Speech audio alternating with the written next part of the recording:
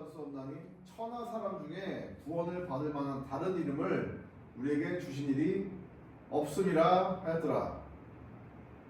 그들이 베드로와 요한이 담대하게 말함을 보고 그들은 본래 학문이 없는 범인인 줄 알았다가 이상히 여기며 또 전에 예수와 함께 있었던 줄도 알고, 아주 클래식한 사도행전에서 예수님께서 승천하시고 난 후에 제자들이 이제 성령을 받고, 예수님 승천하시면서 뭐 하셨어요? 승천하시면서 그죠? 성령이 너에게 임하시는 그렇죠. 성령을 보내주시면서 명령을 내리죠. 두 가지 명이에요. 명. 성령과 명령. 라임, 래퍼. 성령과 명령을 내려주시는데 이 두 가지가 항상 함께합니다. 성령이 왔을 때는 명령이 있는 거예요. 아무런 이유 없이 성령을 주시지 않고 명령 없이 성령이 있을 수가 없습니다. 성령 받아라, 성령 받아라 할 때 항상 거기에 하나님의 명령이 있는 거예요. 이제 우리는 그것을 보고 Great Commission, 한글로는 뭐죠? 지상명령, 지상명령입니다. 대의명령. 잘 알고 있고, 창세기에서도 하나님의 창조 명령이 있었죠. 생육하고 번성하라. 사실 이게 새로운 창세기에서 내려졌던 창조 명령과 동급의 새로운 창조 세계에 내려진 창조주의 아주 인류를 향한 가장 중요한 명령 중 하나인 거예요. 이 Great Commission. 창조 명령은 이미 내려져서 이루어지고 있고 생육하고 번성을 이미 다 하고 있었고, 이 이후에 인류를 진행시키기 위해서 창조주가 내린 가장 중요한 명령 중 두 개죠. 어차피 결국에 두 개 중 하나인데 그게 바로 가서 제자 삼아라, 땅끝까지 복음을 전하여라 하면서 그냥 하시지 않았죠. 성령을 내가 너에게 내려주노니 이로 인하여서 너희가 말할 바를 알고, 너희가 무엇을 말할지 준비를 하지 않은 채로 사람들에게 나갈지라도 성령께서 너희에게 무엇을 말할 바를 다 알려주리라 하면서 성령을 보내주시죠. 내가 가르친 것을 다 알게 하리라, 생각나게 하리라 하면서 성령을 내어주셨죠. 그게 예수님께서 승천하실 때 하신 일이고, 그 이후의 일이에요. 지금 이게 사도행전 4장 12절에서 13절.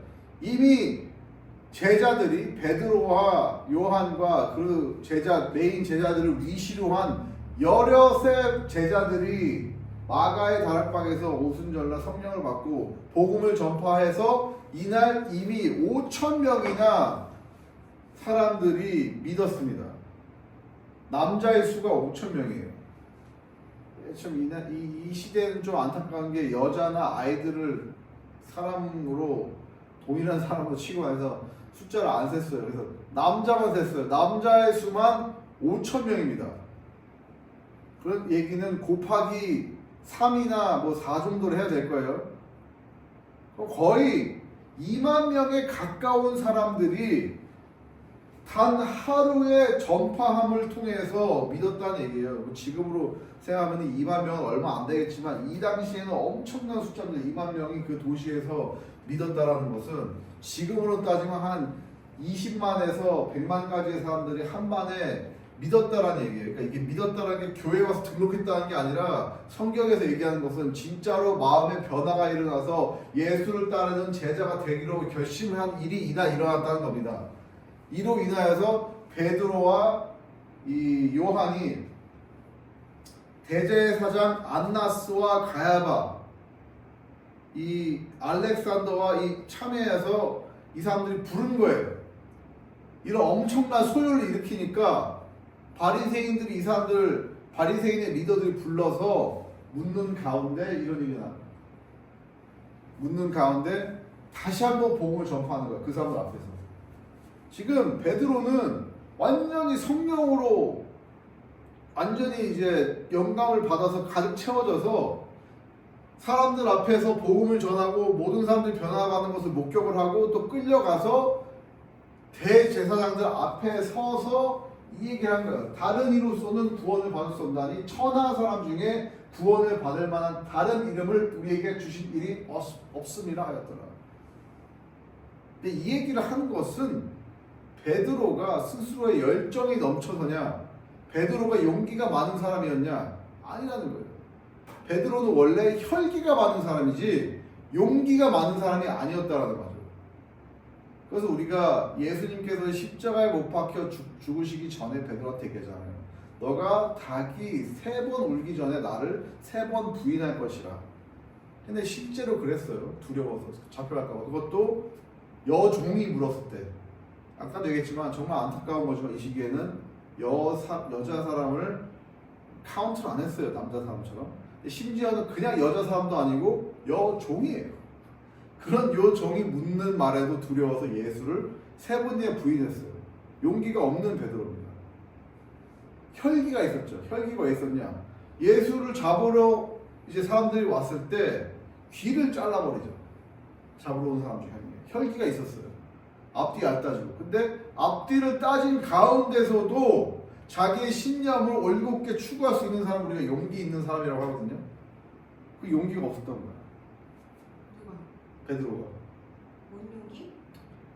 길을 자르. 앞뒤 귀를 자른 것은 혈기이고 앞뒤 모르고 그냥 갑자기 그냥 혈기가 예수님 내 친한 예수님 잡는 거니까 본능적으로 그냥 귀를 자른 것이고 그건 혈기고 여종이 묻고 이제 상황이 막 안 좋게 돌아오고 자기가 따르고 믿었던 예수도 잡혀가고 앞뒤 상황을 재어보니까 지금 상황이 안 좋거든. 그 상황에서는 베드로도 숨을 수밖에 없는 거야. 예수를 부인하고 그 사람 모르는 사람인데요? 너 아닌데요? 이게 용기가 없는 사람이었다 얘기. 베드로는 혈기는 있었으나 용기가 없었다. 근데 오늘 설교의 주제가 용기. 성경에서는 그것을 담대함, 영어로는 boldness, 발드 아니에요? 발드는 대머리, boldness는 대머리. 주로 이제 성경에서 대머리 있는 사람들이 용기가 많지. 엘리야나 바울이나. 근데 놀렸다가 다 고모한테 찢기고 그랬어요. 대머리 놀리지 마세요. 대머리 놀리면 고모한테 찢깁니다. 아무튼 오늘 얘기는 bold, 담대함. 이 담대함은 어떤 사람의 성격이나 어떤 사람의 그 자연적으로 갖고 태어난 성품에 있지 않은 거예요. 담대함은 그 사람이 무엇을 믿고 어떠한 신념을 가지고 있냐에 따라서 생겨나는 겁니다. 그래서 정말 소심한 사람들, 아이인 사람들도 뭐 IN, 뭐 TJ니 뭐 그런 사람들도 내가 신념을 가지면 담대함이 생기는 거예요. 그래서 이 세상에 2가지 담대함이 있죠. 세상적인 담대함, 영적인 담대함. 하나님께서 주신 담대함이 있고 세상적인 담대함이 있어요. 내가 책을 읽고 공부를 하고 이러이러한 신념이 생겼어. 뭐 독립투사, 우리 독립투사들, 그리고 민주항쟁에 참여했던 사람들, 담대한 사람들입니다. 내가 가진 신념이 크기 때문에 목숨을 걸고 어떠한 고난을 불사하고서라도 내가 가진 신념을 얘기하고 전파하고 사회에 적용시키려고 했던 사람들, 담대한 사람들이에요.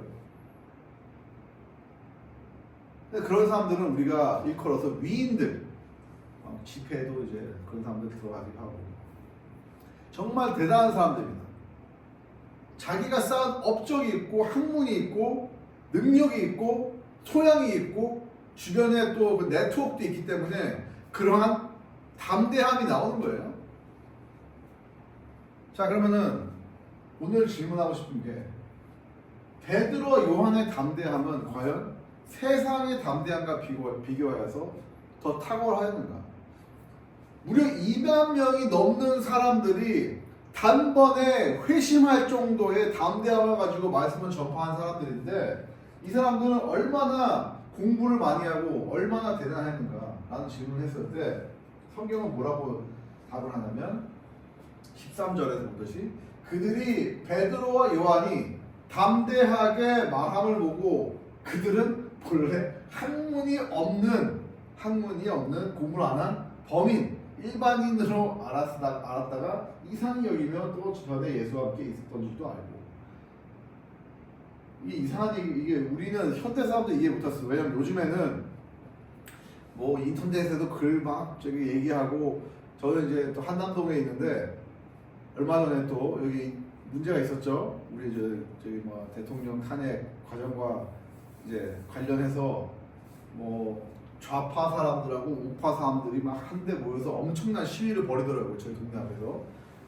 근데 시위의 내용 중 하나가 거의 이제 아무나 나와서, 내가 생각 있는 사람들 아무나 나와서 학력 뭐 이거 불과 들어보니까 학력이 없어도 내가 이 좌파적인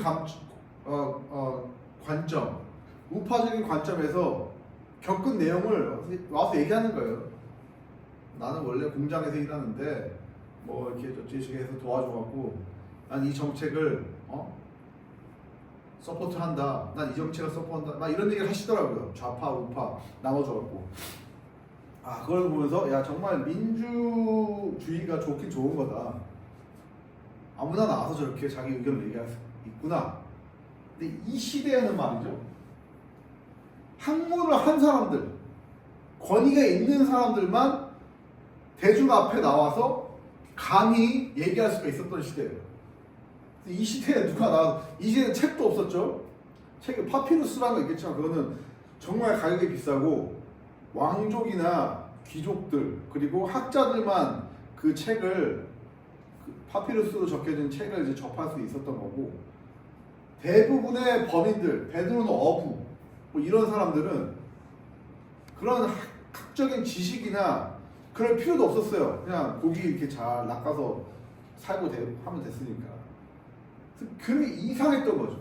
베드로랑 요한이 나와서 막 담대하게 얘기했을 때 이 사람들 입장에서는 야, 저 무식쟁이들이 무슨 이유로 대중들 앞에 나와서 저렇게 떠들고, 그것에 그치지 않고 이 가야바와 대제사장들이 있는 이 사람들은 성경을, 구약 성경 아예 머릿속에 집어넣어 있는 사람들이에요. 다시 한번 말하지만 그 당시에는 책이 없었기 때문에 성경이요, 레위인들 사이에 구전으로 달달달달 외워하고 구전으로 달달달달 외워서 구전으로 정해지면 이제 그 다음에 이 시기에 와서 이제 필사를 해서 12인경이라는 게 뭐 생기기도 하고 한 건데, 기본적인 디폴트 값은 성경이라는 거. 너 성경책 있어? 어디 있어? 머릿속에. 이런 시대. 이런 사람 앞에서 이런 얘기를 하는 거예요. 다른 이로서는 구원을 받을 수 없는, 이 구원이라는 사실, salvation, 유대인들의 대제사장들의 가장 핵심적인 개념입니다. 성경을 통째로 외워야지 이 구원에 대해서 얘기할 수 있는 권위가 그나마 생기는데, 이것들은 그런 것도 하나도 없이 갑자기 예수와 함께 있었던 그 사실 하나만으로, 예수와 함께 있었던 줄도 알고 이게 하나만으로 나와서 그 엄청난 학적인 사람들 앞에서 담대하게 얘기하는 거예요. 이 얘기를. 그래서 오늘 질문은 이러한 담대함이 어디서 생겼냐 이거예요. 우리는 이 사람들이 이 얘기를 한 이유에 대해서 따져봐야 됩니다. 왜 이 얘기를 했는가? 가끔 우리 크리스천들이 잘못 이해하는 게 있어요. 내가 복음에 대한 열정이 있다. 복음에 대한 열정이 있어요? 왜 있어요, 열정이? 하나님의 명령이기 때문에, 사랑을 받았기 때문에. 사랑으로 하나님의 명령을 받았다. 저는 개인적으로 제가 느낀 심상은, 또 여러 가지 지켜온 바로는, 또 이 설교를 준비하면서 제가 묵상한 바로는, 이 복음을 전파한다는 것은 개인의 열정으로부터 시작될 수 있는 게 없다는 결론을 나왔어요. 그래서 내가 나 이제 기독교인이니까 내가 의무적으로 열심히 복음을 전파해야지. 내가 정말 열정을 낑낑 열심히 해서 복음을 전파해야지라고 하면 복음은 전파되지는 않습니다. 내가 복음을 전파하기 위해서 신학교를 가야지. 열심히 공부해서 복음을 전파해야지. 내가 복음을 전파하기 위해서 전도 폭발에 다녀야지. 이 모든 노력들이 다 필요하긴 해요. 유용하기도 하고 필요하기도 합니다. 하지만 필수는 아니라는 거예요. 필수적인 건 무엇이냐? 성령을 받아야 된다. 아까 처음에 설교를 시작하기 전에 제가 말씀드린 게 명령에는 뭐가 있어야 된다고요? 성령이 있어야 된다. 성령이 올 때는 명령이 있어야 된다. 이게 동전의 양면과 같은 것이기 때문에 한 가지가 혼자서 성립될 수가 없어요. 무조건 양립이 돼야 되는 것이기 때문에 내가 복음을 전파할 때 여러분들 복음을 어떻게 전파합니까? 해서 내가 사랑을 받았기 때문에 내가 하나님께 열정을 얻었기 때문에 복음을 전파한다라는 말 자체가 틀린 거예요. 왜 복음을 전파하십니까? 어떻게 복음을 전파하십니까? 라고 누군가 저한테 질문한다면 저는 성령을 받아서 그 성령이 나한테 지시를 하기 때문에 그 지시에 따라서 복음을 전파합니다. 내가 성령을 받았기 때문에 복음을 전파합니다라고 얘기할 거예요. 오늘 이 말씀에서도 저희가 이제 본문으로 다루지는 않았지만 이 말씀을 들은 자 중에 믿는 자가 많으니라고 성령에서 얘기해요.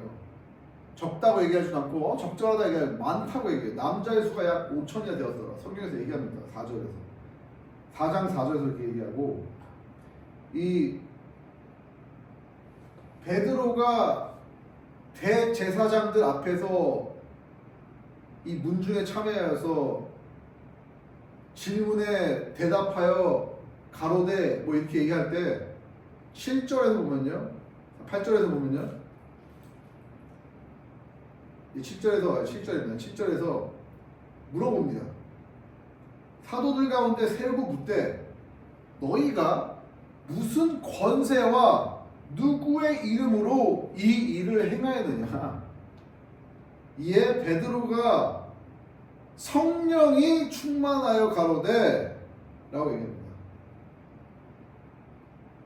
성령이 그러면서 이제 뭐 여러 가지 얘기하면서 결국에 결론이 이거예요. 12절 결론은 너네 대제사장들의 권위도 아니고 너희가 기다리는 다른 메시아도 아니고 오직 예수 그리스도라고 얘기하는 건데 8절에서 얘기하듯이 베드로가 성령이 임하여서 가는데 이게 아니고 성령이 full of spirit 완전히 충만하여서 가더라는 거예요.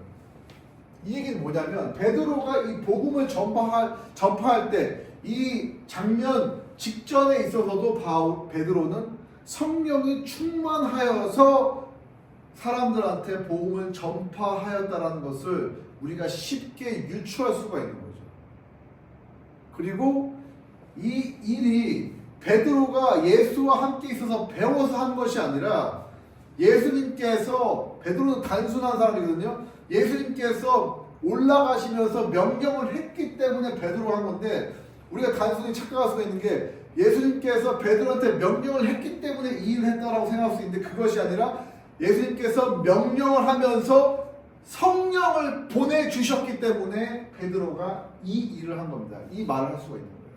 그래서 우리 입장에서는 어떻게 생각이 되냐? 우리가 성령을 받았기 때문에 라고만 얘기해도 되는 거예요. 거기에는 성령을 받았다는 거에는 우리가 명령을 받았다라는 전제가 되어 있기 때문에 우리 입장에서는 명령에 더 강조를 주는 것이 아니라 성령에다 더 강조를 줘야 된다는 얘기죠. 근데 지금까지 기독교는 명령에다 더 강조를 줬다는 거죠. 오늘 포인트가 이겁니다. 우리가 전도를 하고 복음을 전파할 때 어디에 포인트를 더 주냐 이거예요. 우리가 가진 지식과 복음에 대한 복음 전파에 대한 노하우의 관점을 더 두느냐 아니면 성령 충만함에 더 관점을 두느냐의 차이라는 얘기입니다. 지금까지의 이 기독교 역사에 있어서는 순복음파를 오순절파를 거기도 다른 방식으로 성령을 강조하는 거고 거기는 이제 제가 디테일하게 모르지만 복음 전파에 있어서 성령을 충만히 받아서 전파하는 것보다는 성령의 다른 열매들을 바라보는 거죠. 오순절파나 이런 성령의 다른 사인들. 근데 저는 이번 말씀을 통해서 깨달은 건 뭐냐면 성령 충만이라는 것은 결론적으로 명령을 충실히 따르는 것으로밖에 비결이 안 된다. 성령의 열매, 성령의 열매, 성령의 열매 그러잖아요. 성령의 열매는 뭐 성령의 9가지 열매, 뭐 온유, 뭐 양서, 뭐 이런 게 여러 가지 있겠지만 이거예요. 명령을 충실하게 따르는 그 모습입니다. 이게 안 되면 뭐 백날 온유하고 백날 희락하고 백날 양선하면 뭐합니까? 이게 안 되면 성령을 주신 이유가 이겁니다. 이거 성령을 주신 이유가 이거 없이 성령을 받았다? 가짜예요. 반대로 성령 없이 복음을 전파한다? 안 돼요. 되던데? 절대 안 돼요. 영접을 하던데. 절대 안 됩니다. 가짜 영접이에요. 그게 제가 감히 말씀드릴게요. 가짜 영접이에요. 능력이 나갈 수가 없어요. 그래도 하나님이 어쨌든 간 그런 얘기죠. 그런 얘기가 있을 수 있어요. 자, 말씀은 우리가 씨를 뿌리는 자다 해서 그냥 말씀을 막 뿌리면 누군가는 듣고 회개할 수 있겠다라고 하지만 정말로 완전히 틀린 생각이에요. 왜냐면 성령은 우리가 뭐라고 생각해요? 성령은 사이언스. 이게 이 영접이라는 거는 주님을 나의 주로 고백하고 그를 구원자로서 아는 거잖아요. 사이언스라고 하죠. 아는 거. 과학이 사이언스야. 라틴에서 온 건데 그게 결국에 뭐냐면 분별하다는 거거든요. seizures, 과위, 분별하다는 얘기예요. 사이언스라는 게 원래는 알게 되는 것인데 그 알게 되는 게 그냥 말로 뭐 한마디 예수님께서 당신을 구원하셨습니다라는 걸 딱 알고서 다닌 게 아니에요. 분별하는 과정은 진짜를 내가 만나고 그 진짜랑 커뮤니케이션이 돼야 돼요. 소통이 돼야지만 자를 수가 있는 거예요. 이거 진짜 가짜. 성령께서 이렇게 해갖고 어깨 동무서 가짜 진짜 이렇게 해주셔야 되는 거예요. 이게 진리예요. 이게 마음에 완전히 영접이라는 것은 그 완전히 그러니까 커뮤니케이션이기 때문에 관계적인 거죠. 관계가 확 들어와야 되는 것인데 어떻게 말씀을 딱 뿌려갖고 그냥 대충 막 사형리해서 뿌려갖고 예수님 팍 와서 안 돼요. 그렇게 디자인이 안 돼 있습니다. 복음이 정말 큰 착각이고 기독교가 범한 큰 오류이고 그 오류가 크다라는 얘기는 적군의 괴계 중에서 가장 중요한 계기였다는 것이죠. 복음에 전파되는 가치를 현격하게 떨어뜨리는 거예요. 복음의 전파는 성령을 통해서밖에 될 수밖에 없는 거예요.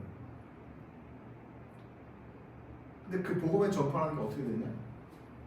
학문 없는 범인을 통해서 될 수 있다는 얘기죠. 이거를 잘못 이해를 해서 그냥 뭐 공부 안 하고 대충 뿌리면 돼. 대충 얘기하면 돼. 복음 얘기하면 되잖아. 그냥 예수님께서 당신을 사랑하시고 당신을 구원하셨고 하나님께서 독생자 예수를 보내시기 때문에 그분이 창조주인데 여러분들을 구원하셨어요 라고 얘기하면 되잖아. 아니란 얘기예요. 복음이 그렇게 단순한 게 아니에요. 하지만 성령 충만해서 복음을 전하면 그 일이 가능하다는 거죠. 왜? 내 안에서 성령이 충만해서 그 권위로 말씀을 드리면 사람들 간의 그 커뮤니케이션이 일어난다는 거예요. 성령이 함께 하시기 때문에. 성령이 어떤 막 주문이 아니잖아요. 온마니 반매홈 이런 주문이 아니잖아요. person입니다. 인격이에요. 트리니티, 삼위일체, 하나님, 예수님, 성령님, 인격이란 말이죠. 여러분들이 성령을 초대를 안 하고 내가 말씀을 막 하는데 성령이 그거를 오셔서 같이 사람들한테 마음을 터치를 해줘야지만 그게 복음이 전파되는 건데 성령 없이 말씀이 어떻게 그 사람들 마음에 들어요? 그래서 여기서 성령이 충만하였다는 얘기는 뭡니까? 베드로 8절에 자기 혼자 자기의 능력으로 전파하는 게 아니라는 얘기예요. 성령이 그 자리에 비둘기같이 임하셨던 그 성령이 함께 하셨다라는 거예요. 왜? 예수님께서 약속을 하셨으니까. 그 전에 베드로가 복음을 전파하기 위해서 어떻게 성령을 초대하고 그거는 저는 더 밝혀봐야 될 다음 주 설교에서 밝혀봐야 될 얘기지만 이번 주 설교는 우리가 복음을 전파할 때 어떻게 전파해야 되는가 그리고 그 주제를 담대한 성경에서 얘기하는 담대함이라는 건 무엇인가 이 설교를 하는 이유가 저번 주에 우리가 뭐 여러 가지 얘기를 많이 하면서 저번 설교 기억하시나요? 우리가 이제 비전에 대해서 얘기하고 혁신에 대해서 얘기했잖아요. 예배 혁신이 일어나야 된다. 근데 지금 뭐 사람들이 안 오고 있고 사람들한테 이 예배에 대한 복음, 이 예배라는 게 무엇인가 또 생각을 해봤고 예배라는 것은 결국에 하나님을 송축하고 올려드리는 건데 월십이라는 건데 그 월십의 주된 내용은 무엇이냐고 또 생각을 해봤을 때 이건 복음이라는 얘기죠. 하나님께서 하신 가장 아름답고 가장 위대한 일이 우리에 대한 구원인데 그걸 통해서 우리가 얘기할 때 우리가 가져야 될 자세는 혁신이 필요하지만 우리가 지금 혁신을 이루기 위해서 필요한 것은 무엇이냐? 담대합니다. 그 혁신의 원동력이 되어야 될 것은 담대함이라는 거 저는 어렴풋이 이미지가 왔는데 그 담대함에 대해서 제가 성경 공부를 해보니까 그 담대함은 어디서로부터 오는가? 그것은 나의 의지나 내가 가진 결연한 어떤 결정상에 의해서 온 것도 아니고 내 능력에서 온 것도 아니고 내가 뭐 공부를 여러 개 하고 내가 박사학위 가졌고 내가 여기 뭐 지하에서 이 교회를 뭐 플랜트 할 만큼의 어떤 용기를 그게 아니란 얘기예요. 성령 충만으로부터만 가능하다라는 결론을 얻어서 제가 말씀드린 거예요. 우리의 담대함, 앞으로 저 같은 경우에서는 이 교회를 이끌어가는 것에 있어서의 원동력은 무엇이 돼야 되느냐? 담대함이 돼야 될 것인데 그 담대함은 어디서부터 오느냐? 성령 충만에서부터밖에 올 수밖에 없다. 베드로는 이런 사람이 아니었어요. 학문이 없는 사람이고 감히 대중들 앞에서 떠드는 역할이 아니었어요. 예수님이 개인적으로 보았을 때 당신은 하나님의 아들이요 우리의 메사이아입니다. 우리의 주님이십니다 라고 고백했던 거지 감히 어디 무식쟁이 그 당시 입장에서는 그 당시 시야에서는 어디 무식쟁이 어부가 나와서 떠들어. 하지만 베드로는 떠들었던 거야. 왜? 내가 이제 성령을 받았으니까. 안중에도 없는 거야. 성령 받으면요 사람이 막 완전히 성령의 휘둘림을 받는 거예요. 마음에 불이 일어나는 겁니다. 여러분들이 복음을 전파할 때 성령을 먼저 초대하셔야 되는 거예요. 그거 내용은 이제 우리가 다음 주 설교에서 할 건데 성령을 초대해서 마음이 완전 성령으로 충만한 가운데서 나가야지만 될까 말까예요. 왜? 거기 안에서 또 우리 적군의 여러 가지 방패와 여러 가지 괴계들이 있기 때문에 그것을 회파하기 위해서는 우리가 먼저 성령의 충만함을 온전히 입어야 된다는 얘기예요. 그래서 담대함은 어디서부터 오는가? 바로 성령 충만으로부터밖에 올 수 없다. 우리가 얘기하는 거. 이런 거 있을 수 있어요. 뭐 약간 되던데? 라고 얘기한 거는 본인이 잘나서 그래요. 그게 아니고 나는 아는데 어떤 사람이 부족해 기도도 잘 안 하는 사람인데 의무적으로 갔어. 근데 그 나머지 사람들이 기도를 해줬어. 왜냐면 그 전도받는 사람들을 위해서 이 사람이 부족할 막 그런 생각을 안 하고 갈지라도 이 사람을 통해서 전해지는 성령 충만함이 없는 그 복음을 통해서도 하나님 성령 충만함이 있게 해서 그게 그 사람한테 성령 충만이 있는 그거는 뭐 저는 그런 스페셜한 케이스는 잘 모르겠고 물론 그 주변의 기도함을 통해서 성령이 함께 했을 수도 있겠죠. 근데 뭐 되던데 뭐 되는 케이스가 있을 수도 있어요. 설득당할 수도 있고. 아기를 근데 저는 저는 그건 모르겠습니다. 저는 그거는 감히 된다라고 말씀드리고 싶지는 않고 되는 경우가 있다 치면 설득은 당했겠죠. 그러면은 그 사람은 잘난 사람이죠. 잘난 사람 잘났다는 게 뭐지? 복음을 전파할 때 확신을 가지고 확증을 가지고 전파할 때 아까 첫 번째 담대함이 있다고 했잖아요. 세상적인 담대함. 이 성경을 공부 열심히 하는 사람이죠. 박사할 수도 있고 뭐 정말 성경에 정통한 사람 아니 그 케이스가 있다면 그런 거 뭐 교수님 본인 그 논리적으로 본인 스스로 난 그럴 만한 사람이야. 난 어딜 가도 성경을 담대하게 가르칠 수 있고 난 성경을 다 깨고 있어. 이 가야바 법정에 있는 가야바가 그랬겠죠. 담대함이 있었을 거 아니에요.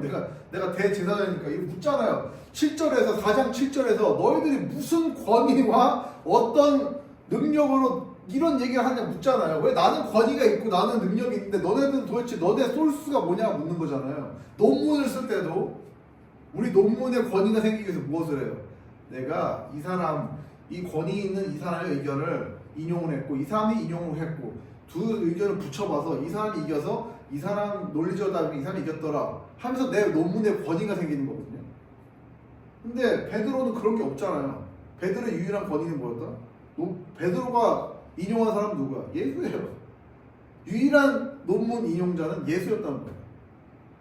근데 그게 세상에 학문하는 사람들처럼 인용한 것이 아니고 성령의 내주하심이라는 슈퍼내추럴 아주 신비스러운, 그러니까 우리 입장에서 신비로운 거지 천국 입장에서는 당연한 거고, 천국에서는 커뮤니케이션 방식이 영적으로 이루어지니까 그거는 성령님께서 내주하시면서 이 커뮤니케이션 소통을 하니까 그 작용을 통해서 복음을 전파했던 것이지 첫 번째 담대함의 케이스를 가지고서 전파한 게 아니라는 거죠. 내 지식과 내 능과 내 권위로 전파할 때는요 될 수 있어요. 우리도 영적인 존재고 내가 연구한 내용과 공부한 내용이 정말 깊고 오묘하다면 어느 정도 될 수 있습니다. 하지만 인간의 똑똑함과 인간의 학문이 얼마나 대단하겠어요. 어느 정도 설득은 하긴 하지만 우리가 성령 충만함으로 얘기했을 때, 자 이렇게 생각해 봅시다. 가야바가 이 당시에 가야바가 대제사장을 하면서 가야바가 군중들 앞에서 얘기를 해요. 자 우리가 모세의 전통을 따라서 10계명을 우리가 지킵시다라고 얘기해요. 그러면은 여기서 5,000명이 구원을 받았다고 하는데 베드로가 얘기했을 때는 가야바가 얘기했을 때 5,000명이 회심을 했을까요? 똑똑한 사람이. 아까도 얘기한 뭐 케이스 있잖아요. 뭐 준비도 안 하고 기도도 안 한 사람이 갔는데 주변에 기도팀이 있어갖고 뭐해서 얘기했더니 구원을 영접을 했더라. 그 사람이 그 일을 계속할 수 있을까요? 그런 일이 계속적으로 일어날까요? 하지만 베드로와 요한에 있어서는 그런 일이 계속적으로 일어났고 교회가 세워지고 초대교회가 형성이 됐다는 얘기예요. 5,000명이 믿었다는 얘기예요. 우리가 필요한 거는 그러한 파편적인 일들이 아니라 부흥이잖아요.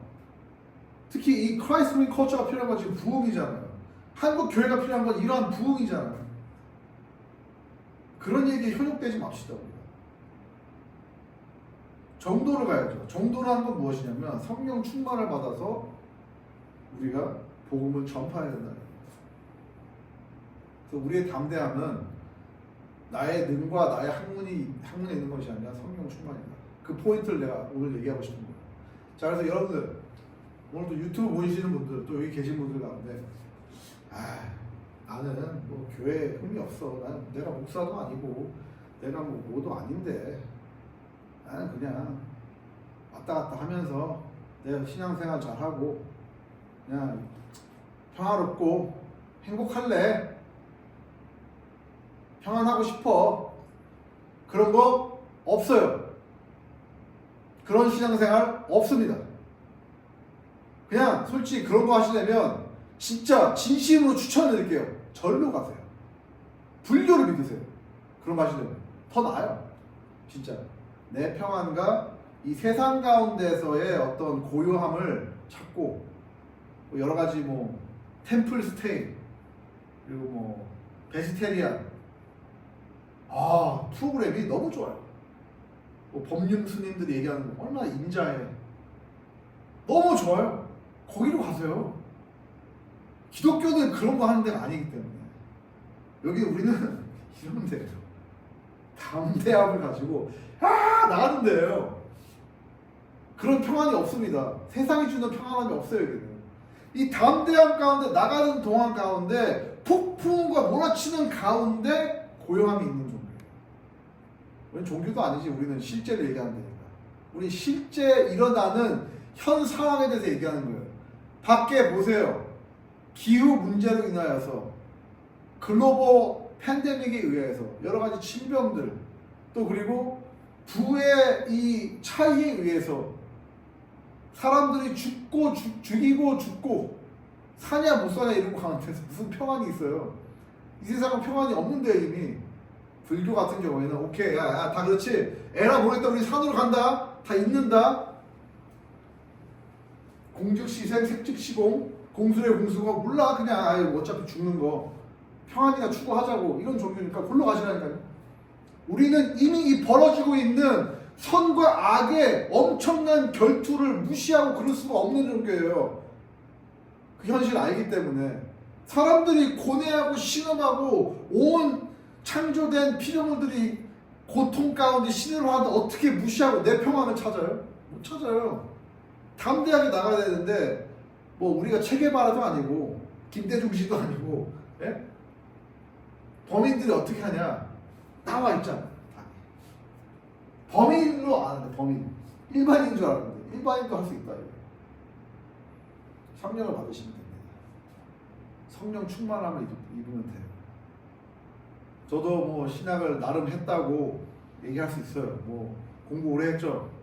학위도 이것저것 많이 땄습니다. 하지만 제 이 시점에서 보더라도 이 담대함은 오히려 제가 뭘 하면 할수록 담대함이 없어지더라고요. 아, 뭐 내가 그래도 뭐 했는데 이렇게 되더라고요. 그래서 저도 이게 공부한 거예요. 그럼 내가 담대함을 얻으면 어디서 가져야 되는 거야? 성령 충만받고 답이 없다는 거예요. 사람이 바뀌어야 돼요. 여러분들 성령 충만을 위해서 기도하시고 그 성령 충만을 위해서 예수님께 요청을 하십시오. 그 성령을 보내주신 분은 예수님이죠. 기도 가운데서 예수를 영접하시고 예수께 이것저것 달라 하지 마시고 뭐 솔로몬은 지혜를 달라고 했죠. 지혜라는 것은 결국에 성령을 통해서 오는 겁니다. 솔로몬에게 갔던 지혜도 성령을 통해서 가는 거예요. 우리가 그 지혜를 구하지 말고 이제는 성령을 구합시다. 우리가 구해야 되는 건 부도 아니고 무슨 뭐 엄청난 지혜를 통해서 내 삶을 좋게 인도하는 것도 아니고 성령을 받아서 복음을 여러분들이 갖고 있는 삶의 삶 가운데서 지금 바로 당장 전하는 게 중요합니다. 뭘 준비한다, 이것 준비한다 아무것도 그러면 소용이 없습니다. 성령을 받으시고 그 가운데서 만약에 여러분들이 준비해야 되겠다면 성령께서 가르쳐 주실 것이고 성령께서 가르쳐 주셔서 뭐 야 너 신학대학 가고 공부해라 이거는 성령께서 주시는 부록적인 것이고 메인 에너지는 성령께서 주시는 메인은 뭐냐? 담대하게 여러분들 가운데서 여러분 삶 가운데서 주변에 있는 사람들 뭐 때를 어떤지 못 어떤지 전하는 그 일이 일어나는 게 성령 충만입니다. 자, 기도할게요. 하나님 너무 감사합니다. 우리를 구원해 주신 것만으로 그치지 않고 그 거룩한 사업에 참여할 수 있는 이러한 엄청난 일까지 해주신 거에 대해서 우리가 너무나 겸손해지고 작아질 수밖에 없는데 성령을 보내주셔서 우리로 하여금 감히 이해할 수도 없고 그것을 진행시킬 수도 없는 미천한 삶 가운데 살고 있는 우리를 초대해 주셔서 성령 충만을 통해서 그 일을 할 수 있게 해주심에 대해서 너무 감사드립니다. 이 감사가 단순히 감사로 치지 않고 나중에 고백이 될 수 있도록 주님께서 성령을 우리에게 보내주시고 이 유튜브를 보시는 분들 또 여기 와 있는 분들 주님께서 정말 사랑으로 보살펴 주시되 무엇보다 성령 충만을 받아서 땅끝까지 이르러 복음을 전파할 수 있는 당신의 일꾼이 될 수 있도록 인도해 주시옵소서. 예수 그리스도의 이름으로 기도합니다.